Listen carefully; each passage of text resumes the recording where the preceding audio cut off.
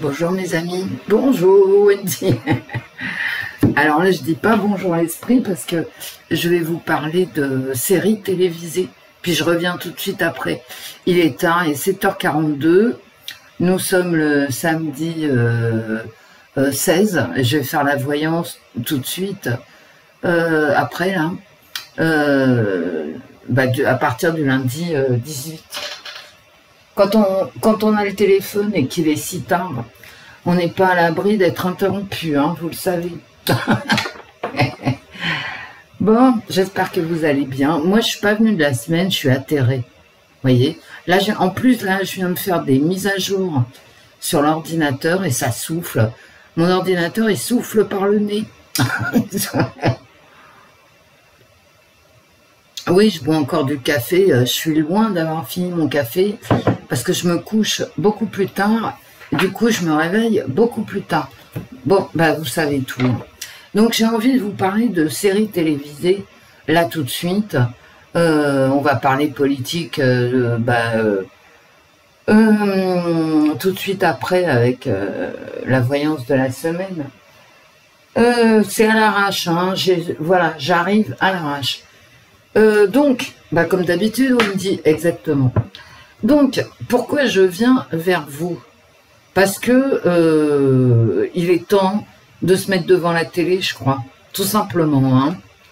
Voilà, mais vraiment, hein, je le ressens comme ça. Hein. Donc, je vous le dis. Voyez bien qu'on va dans le mur. Bon. Alors, je vais vous parler de 3 séries télévisées auxquelles vous avez accès. Ça vous changera des films et séries de Canal+. Alors d'abord, nous avons Outreau, un cauchemar français. Vous voyez, là, on est sur Netflix. Hein. Vous voyez, j'ai mis un petit pouce vert. Hein. Vous voyez, là, j'ai mis un petit pouce vert. La série Outreau sur Netflix. Donc, je sais que beaucoup d'entre vous ont Netflix. Voilà, donc, on va parler déjà de cette série-là. Ok. Alors, et pourquoi on commence par celle-là? Parce que c'est pas la meilleure. Hein. Et pourquoi c'est pas la meilleure? Tout simplement parce que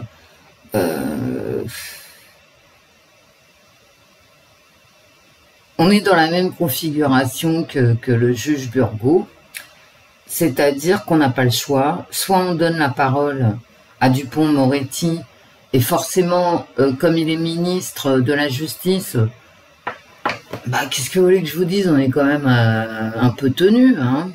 Voilà. Et en plus, donc on a les avocats qui s'expriment énormément, les avocats des mises de ceux qui ont été mis en examen. On a les magistrats de l'époque qui s'expriment. On a la magistrate de l'appel qui s'exprime, de l'appel parisien, hein, qui s'exprime. On a des journalistes. On a une seule victime qui s'exprime, toujours le même, hein, le pauvre Jonathan Delay qui en a pris plein la gamelle. Donc, on a Jonathan Delay qui s'exprime au niveau des victimes, et c'est à peu près tout. Hein. Vous voyez? Donc, c'est quand même, on va se le dire gentiment, mais c'est quand même une série à charge contre... qui décrédibilise la parole des enfants. Mais si on donne dans cette série la parole à Dupond-Moretti et à tous les avocats qui étaient avec lui, qu'est-ce que vous voulez? Ça peut pas être autrement. Hein. Alors on fait connaissance avec le juge Burgot qui ouvre et qui ferme la série et qui n'a pas du tout envie de s'exprimer, et ça se voit. Alors, et ça se sent. Hein. Donc, c'est un personnage extrêmement discret et qui s'exprime. Il prend tellement de pincettes, le juge Burgot, que finalement, il dit rien. Et il dit, la seule parole du juge Burgot que j'ai retenue, c'est sa dernière parole, où il dit je m'excuse auprès de toutes les victimes. Mais sauf que, dans sa bouche, il laisse planer vraiment le flou artistique qui sont les victimes de Outreau. Vous voyez? Donc, c'est pas clair. Et rien n'est clair, hein, de toute façon. Ce que tu comprends dans la série, c'est que rien n'est clair. Hein. Bah ouais. Et quand tu envoies dans la région de Boulogne-sur-Mer des têtes d'affiche au niveau avocat, c'est les avocats qui font ce qu'ils veulent. Hein. Bah ouais. T'as que des grands qui se sont déplacés. Et ces mecs-là, bon, voilà, tu peux rien faire, hein, voilà. Et alors, alors, par exemple, dans cette série, il n'y a pas un mot, si, il y a une psychologue qui soutient la parole des enfants, etc., mais les enfants, les petites victimes, quoi, n'interviennent pas dans la série. Il y a rien à charge, tout est à décharge des inculpés. Je rappelle quand même qu'il y a un des inculpés, je vais vous montrer l'article, hein. Il y a un des inculpés, comment il s'appelle? Alors je peux dire son nom puisque il s'est exprimé dans la... C'est un article de presse, hein. C'est pas moi qui... Voilà. Ça c'est dans le Parisien, hein. C'est marqué, là vous le voyez à l'écran, à chaque fois je vous montre. Hein. Donc Franck Clavier, acquitté d'Outreau, mis en examen pour viol et agression sexuelle. Outreau c'est en 2011, là nous sommes en 2016. Il n'y a pas un mot sur ça, d'accord? C'est-à-dire il a été acquitté, mais enfin bon, on peut quand même se poser 2-3 questions.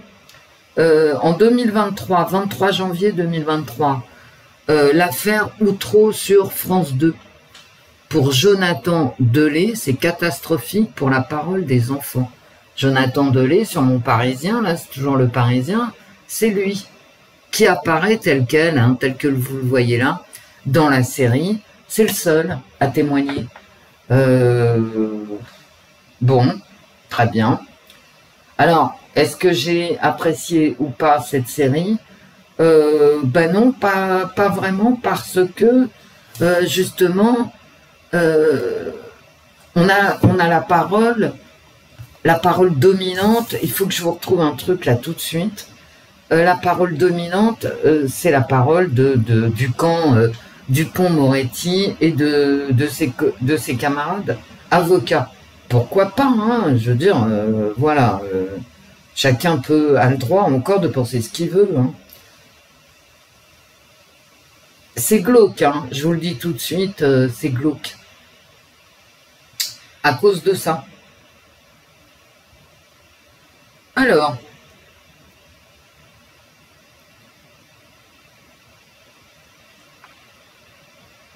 voilà, je vais vous prendre la capture d'écran, on va aller en photo. Vous savez que l'affaire d'Outreau ressemble étrangement à cette affaire-là. Alors, c'est un documentaire exceptionnel, par contre, celui que je vous présente, Véléno, la ville des enfants perdus, ça passe malheureusement sur Canal+. Moi, j'ai beaucoup aimé cette série, qui est hallucinante. Hein. C'est exactement l'affaire d'Outreau. Hein. Enfin, exactement. Plus ou moins l'affaire d'Outreau. Hein. Voilà, je vous le mets à l'écran, hein, pour ceux qui ont Canal+. Véléno, la ville des enfants perdus. Ça fait longtemps que je voulais vous parler de cette série. C'est proprement hallucinant, c'est la même histoire qu'Outreau. C'est-à-dire, tu as la parole des enfants contre des parents. Les enfants sont placés dans les institutions, les familles d'accueil, etc., pour leur bien. On se rend compte au bout de 15 ans qu'en fait les enfants sont manipulés par les familles d'accueil, par les foyers, par un psychiatre complètement dingo, une psychologue dingo, mais vraiment, hein, qui marche main dans la main avec le psychiatre. Et du coup, en fait, on se rend compte que, ben non, les enfants ont menti. Voilà. Et là, par contre, dans ce documentaire italien à la base, hein, Veleno, c'est un documentaire italien traduit en français pour Canal+, c'est une destruction des familles pour le bien des enfants, sur des paroles, sur des souvenirs, des faux souvenirs implantés dans la tête des enfants. Donc forcément, on pense à Outreau. Et à Outreau, dans la série, c'est pareil, la chose la plus intéressante, c'est qu'on apprend qu'il y a le même phénomène qu'à Veleno, c'est-à-dire qu'on a placé tous les enfants qui décrivaient des scènes ahurissantes d'abus, on les a placés dans des familles d'accueil qui se connaissaient entre elles, qui se téléphonaient, qui avaient la même expertise psychologique, avec des discours calqués les uns sur les autres, comme à Veleno. Qu'est-ce qu'il en ressort? En tout cas de Veleno, parce que Outreau, moi, c'est strictement rien. Et vraiment, ça manque hein, énormément. Pour ça, je veux dire, c'est pas une excellente série, contrairement à Veleno. C'est qu'il y a des journalistes en Italie qui ont suivi les enfants adultes. C'est-à-dire, ils ont vraiment fait un travail de recherche, d'investigation journalistique, et ils sont allés les retrouver. Et parmi les enfants qui avaient accusé les parents, les voisins, le curé, enfin tout le monde, comme à Outreau, il y avait des pensées divergentes, c'est-à-dire arrivés adultes, il y a ceux qui se sont rendus compte qu'on leur avait inculqué de faux souvenirs et donc ils sont retournés voir leurs parents. Il y a ceux qui se sont donné... Alors sur YouTube, on peut pas, il y a un mot à pas prononcer, donc qui n'ont pas supporté la vie, hein, et c'est vraiment dramatique. Hein. Ceux qui sont tombés dans les substances psychotropes parce que ça leur a retourné le cerveau, hein. Et voilà. Donc on a eu des morts par substance, par volonté.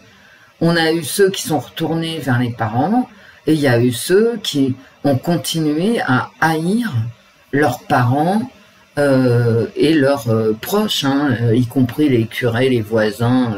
C'est pareil qu'à Outreau, hein, c'est vraiment... voilà. Veleno, c'est Outreau, le Outreau italien. Au final, qu'est-ce qui restait? Où était la vérité? Que ça soit à Veleno ou à Outreau, personne n'est capable de le dire. Hein. Personne. Et le juge Burgot, qui intervient dans la série française Outreau,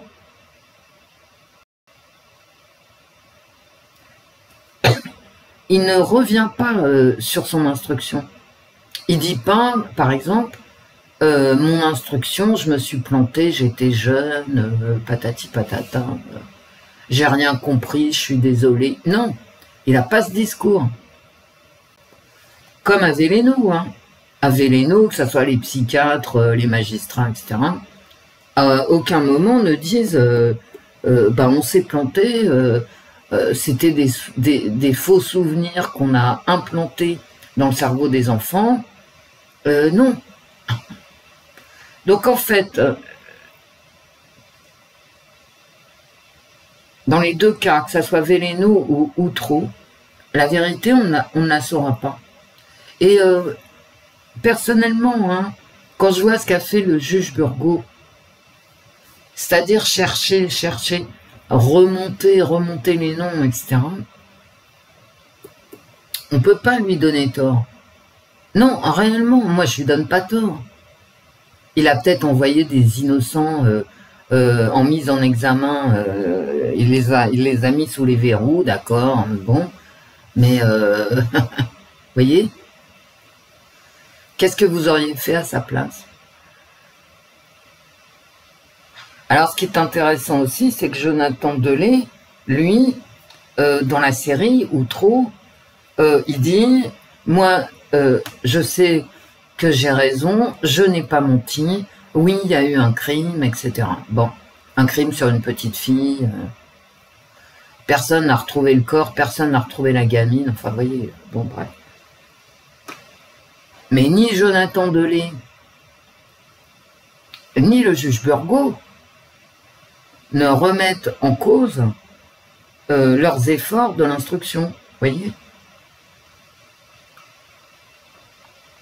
On marche sur des œufs, parce que c'est vrai que les enfants peuvent être manipulés. Mais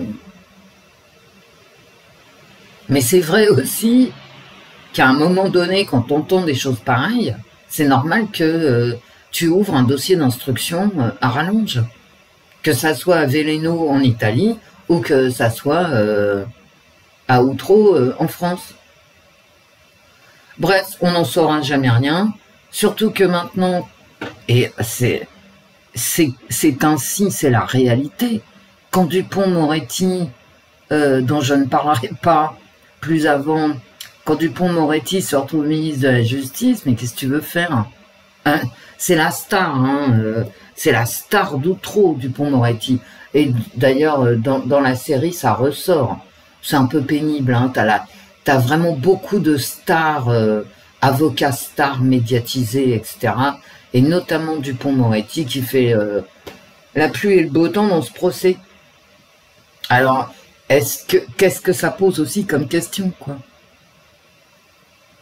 Donc en fait, cette série Outreau, comme la série Veleno que je vous engage à visionner si vous avez Canal+, bah finalement on ne sait pas, quoi. Et derrière, quand tu as les journalistes qui font le travail d'investigation, bah, on ne sait pas plus, parce que personne ne remonte.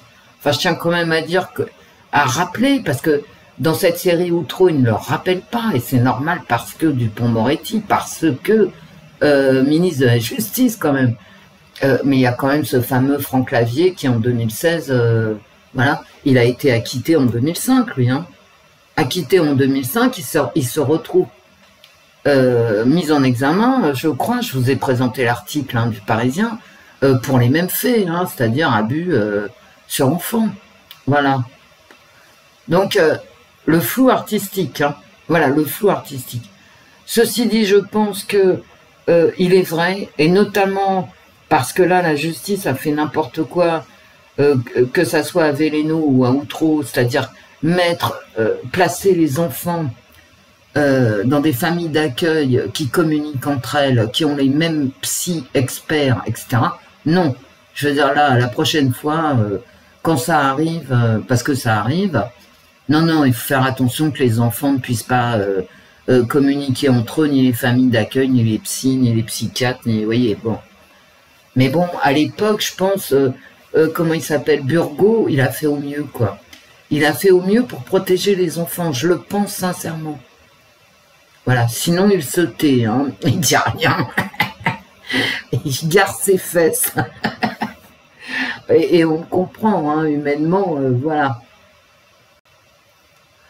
Bon, on va passer aux deux autres séries, parce que là, Outreau, qu'est-ce que vous voulez dire, quoi?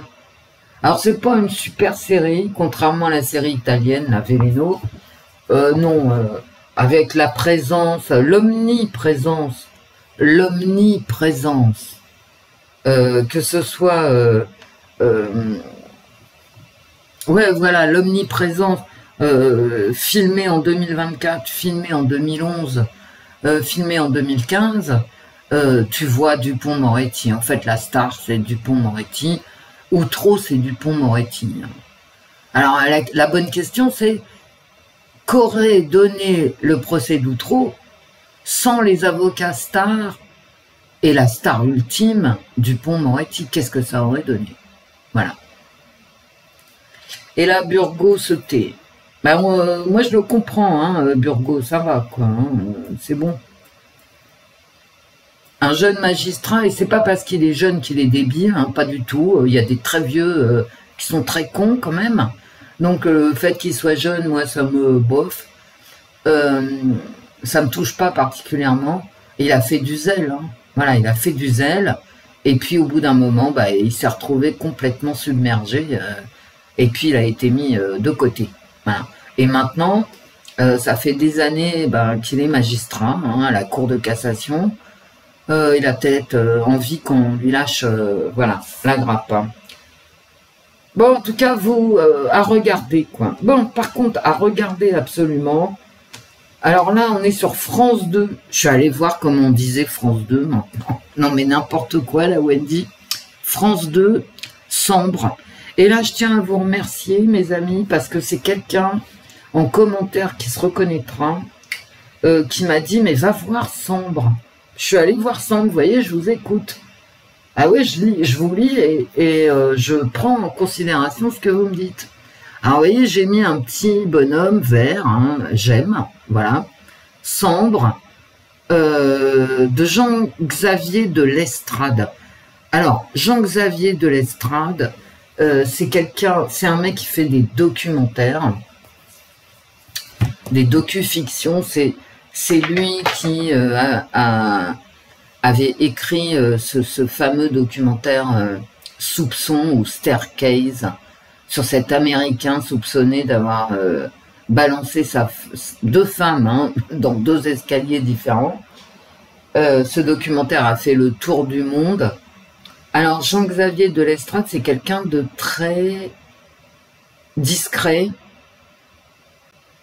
C'est pas quelqu'un qui vous prend et qui vous met la tête dans le mur. Vous voyez, vous n'allez pas voir d'image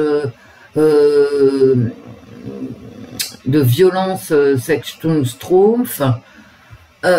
Non, c'est un horloger en fait, Jean-Xavier de Lestrade. Il vous présente les faits, pas les faits avec des ailes, hein. Ça c'est moi. Non, Jean-Xavier de Lestrade, il vous présente les faits FAITS et il vous dit, ben voilà, moi je te présente le machin et puis je te laisse te débrouiller avec.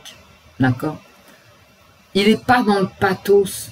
C'est pas lui qui va vous filmer des scènes de rapprochement physique chaude, tout ça. Non.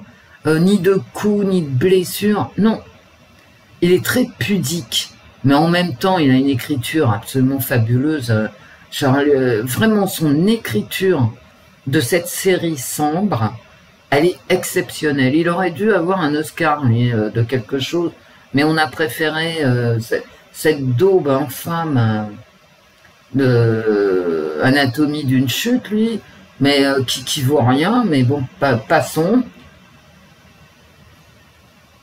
Je pense que Jean-Xavier de Lestrade mérite largement un Oscar pour son écriture. Alors, en plus, il a le chic pour trouver des acteurs quasiment inconnus, hein, qui jouent à la perfection. Non, Jean-Xavier de Lestrade, c'est un must. Hein. Voilà. Et tout le temps.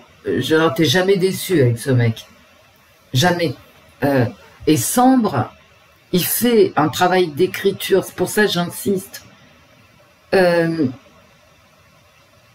Il peut pas, imaginez-vous, vous avez un travail de création à faire, il faut que vous êtes obligé de résumer 30 ans.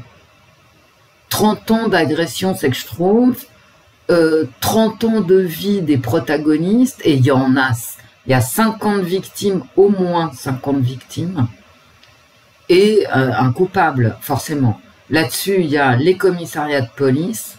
Alors là, quel désastre. Les commissariats de police, et c'est tout. Donc, ce qu'il a fait, Jean-Xavier de Lestrade, et ça, c'est extraordinairement intelligent, il a pris des victimes types, et il a pris 1, 2, 3 victimes, 4 victimes, et qui représente 50 victimes, vous voyez? C'est-à-dire les personnages que vous voyez dans la série, ce sont des symboles les personnages victimes, ce sont les symboles de plusieurs victimes à la fois. Donc ça ne gêne personne.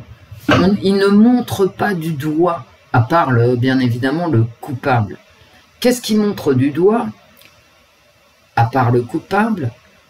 Comment fonctionne la justice et la police. La police.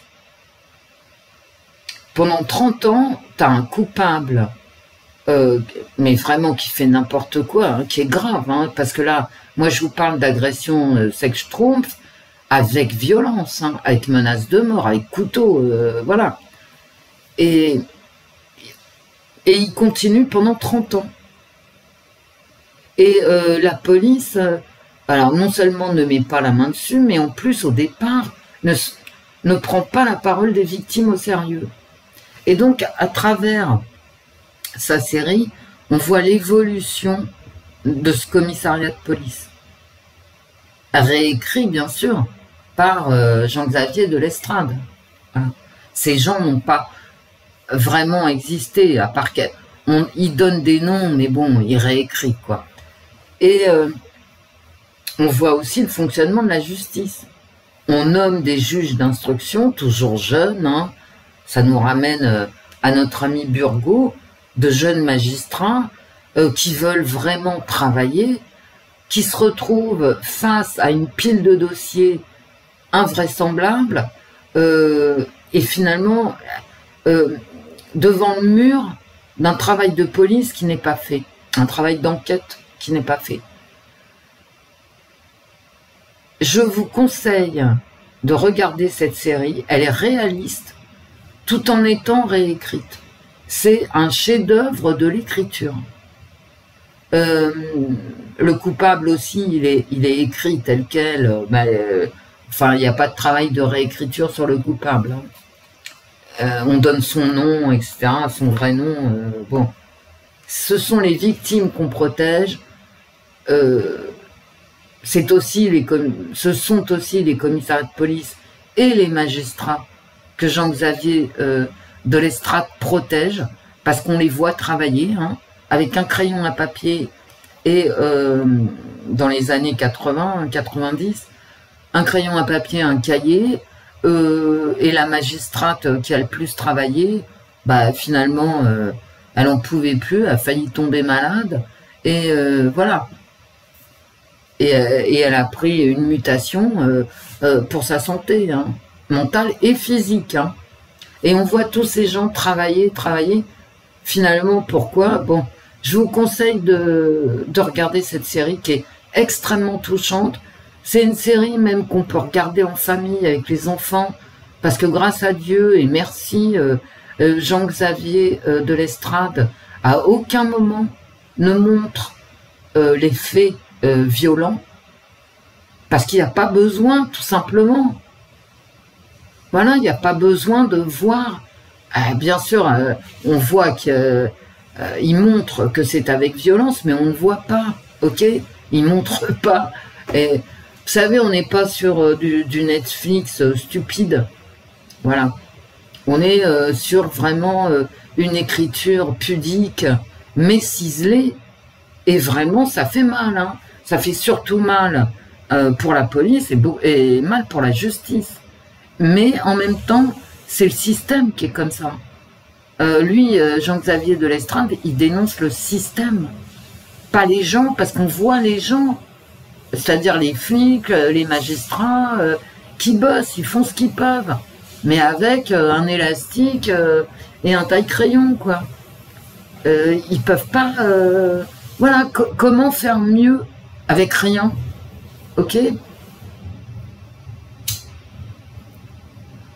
Je vous conseille cette série, elle fait froid dans le dos. Ouais, elle fait froid dans le dos. Et puis on voit aussi la parole des femmes. Qu'est-ce que c'est une femme qui, dans les années 90, qui va déposer plainte pour agression? Mais les flics, ils prennent des mains courantes. C'est-à-dire, tu vois des nanas étranglées, quoi. Tu vois... il n'y a pas de fait, hein. Non, tu ne vois pas l'agression, je répète, mais tu vois bien les traces de la cordelette autour du cou des femmes. Et ce que tu vois, c'est qu'ils en ont rien à secouer. Hein. Du moment qu'elle n'est pas décédée, que voilà. Et c'est la force du coupable. Il n'y a jamais eu de mort. Hein. Il en a tué aucune. Et du coup, il a persisté pendant 30 ans. Ça donne à réfléchir quand même. Hein. Bah oui. Parce que les flics, ils n'ont pas que ça à faire. Ils ont à gérer absolument le quotidien, tout le reste du quotidien, dans un département plein de chômage, avec d'autres faits divers très pénibles, etc. Donc, voilà, quand une bonne femme arrive avec une trace de cordelette, eh ben, le flic, il se dit « Oh putain, toi, t'es vivante, bon, je vais m'occuper de ce qui me reste à côté, parce que les flics aussi, ils ont 12 000 dossiers à côté dont il faut absolument s'occuper. » Vous voyez? Alors, bien évidemment, il y a un flic qui est mis en avant, parce que lui, il reprend tous les dossiers. On voit aussi qu'il y a des flics, mais qui ne lâchent rien, quoi. Et des magistrats aussi. Il y a la vie courante, et puis de temps en temps, tu as un magistrat qui arrive, ou tu as un flic qui ne lâche rien. Voilà. Et maintenant, on va passer à Laetitia, une autre série.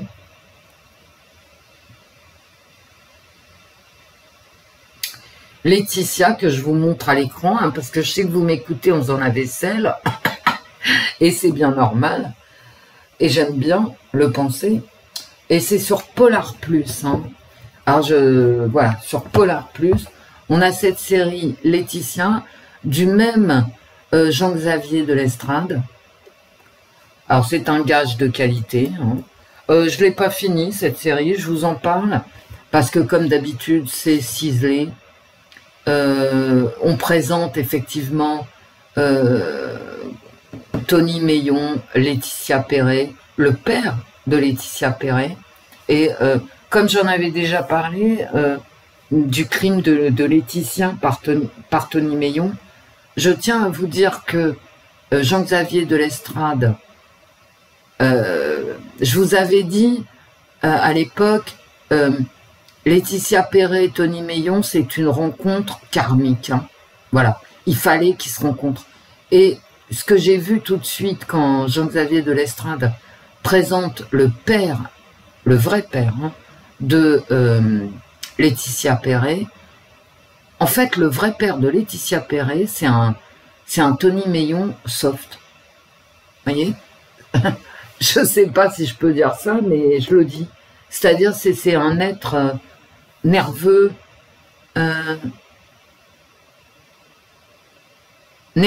présent. Il a un côté très touchant, hein, le père de Laetitia et de Jessica, très très touchant, et je le plains énormément, et sa vie est vraiment détruite. Sa vie avant le meurtre a été détruite. C'est un être... et forcément, ce que pointe Jean-Xavier de l'Estrade, c'est que quand Laetitia rencontre Tony Meillon, on ne peut s'empêcher de penser qu'elle retrouve quelque part un peu du caractère de son père. Je dis ça, je dis rien, d'accord? En fait, Laetitia, ce sont des destins brisés, mais quelque part, Tony Meillon, je ne sais même pas s'il a vécu un an de sa vie, tranquille, normal, on va dire, avant de rencontrer Laetitia Perret. Et Laetitia, est-ce qu'elle a vécu, elle aussi, une seule année de vie normale avant de rencontrer Tony Meillon? Ben non. Le destin de Tony Meillon, il est épouvantable. Il n'y a rien d'autre à dire, je vous l'ai déjà dit il y a longtemps, mais là je le répète. Je veux dire, mais voilà. Et pourquoi t'en arrives à la polytoxicomanie? Et je pense que c'est un gamin qui a dû être tertian. Enfin, c'est une horreur. Je veux dire, sa vie est une horreur. Et la vie de Laetitia est une horreur. Je vous l'avais dit, et je le répète, hein, c'est vraiment le choc de la rencontre. Et ça se passe au niveau de l'inconscient, et c'est épouvantable. Tony Meillon, je ne sais même pas s'il est accessible au langage. Non, mais je rigole pas, quoi. C'est sauvage. Alors, je n'ai pas fini la série, je ne vais pas plus loin. Comme d'habitude, je vous encourage à la regarder parce que je l'ai commencé. Et Jean-Xavier de Lestrade, vraiment, c'est un hommage à ce documentariste. Comme d'habitude, ne montre pas l'horreur. Il est extrêmement discret, extrêmement pudique. Donc, vous pouvez regarder tranquillement, vous n'aurez pas d'images hallucinantes. Voilà. Vous échapperez aussi dans les séries de Jean-Xavier de Lestrade à l'inévitable scène de fesses. Il n'y en a pas, vous voyez. Il y a des dialogues. C'est toujours bien joué. Alors, je ne sais pas comment il fait pour trouver des acteurs qu'on ne connaît pas mais qui jouent très bien. Enfin, moi, en tout cas, je ne les connais pas. Vous me direz que je ne suis pas voilà, spécialiste. Donc, voilà. Donc, je vous ai présenté, je vous ai partagé plutôt 4 séries. Ceux qui ont Canal+, mais allez voir cette série Veleno, c'est ciselé, parce que là, il y a vraiment un travail d'enquête journalistique. Sur Outreau, il n'y a rien, hein, que dalle. Il n'y a que dalle. Par exemple, sur la série Outreau, on vous présente donc Jonathan Delay, qui est vraiment une victime, hein. Enfin, lui, d'après la justice, en plus, pas d'après moi. Hein. Mais on le fait pas parler. Elle est où l'enquête? Il n'y a pas d'enquête. Il n'y a pas d'enquête. Contrairement à Veleno, où les journalistes ont vraiment fait une investigation. C'est décourageant. C'était pas la peine de faire une série ou trop pour ne rien dire. Hein. Voilà. C'est ce que j'ai envie de dire aux documentaristes. Mais c'est pas gentil. Bah oui, mais bon, si c'est pour interviewer le ministre de la Justice, voilà, bon. Pourquoi t'es pas allé interviewer les victimes? Pourquoi t'es pas allé plus loin avec Jonathan Delay que t'avais sous la main?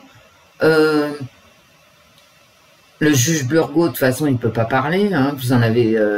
voilà, faut quand même être réaliste. Bof. Donc, on n'apprend rien du tout. Hein.